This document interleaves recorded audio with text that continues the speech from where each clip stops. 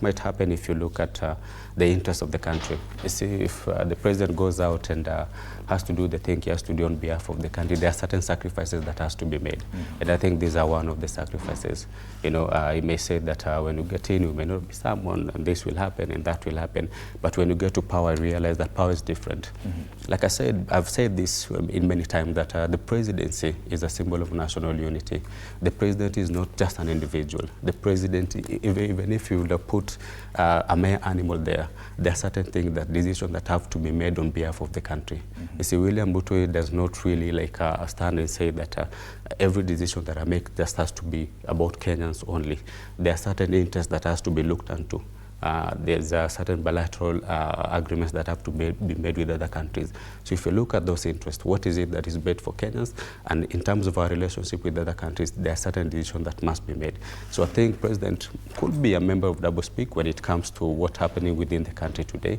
But when it comes to outside, there are certain decisions you cannot just make. Remember, we not entirely rely on the resources that we collect as a country to be able to help us move forward. There are certain aid that we get out of the country.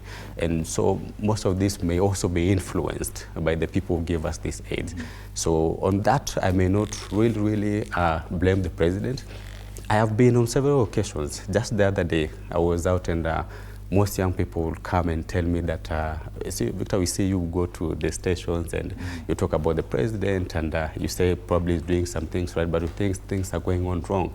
Probably there are certain things he's doing wrongly. Actually, most young people feel like 90% of the things that the president is doing them wrong. Yes. 90% of the promises. Do you think that some of these promises he made were due to his lack of understanding of the job, that probably then he did not have the proper scope of work that he was getting into, and he could say so many things, but once he becomes president and reality hits, then he changes his tune, and now he has to deal with reality. Remember, this was a deputy president for 10 years.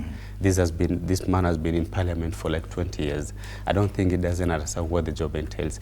And even the President Uhuru was not as rigid as President Ruto is. Uhuru gave a lot of latitude to President William Ruto today, then when he was a vice president.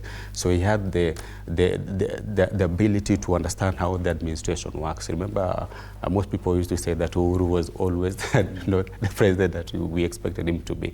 So Ruto was handling the government then. That's according to the people, not my individual opinion. That's according to people. It's according to yes. And even as we continue examining this claim, I'd like to welcome onto the set Brenda Ongalo, advocate of the High Court.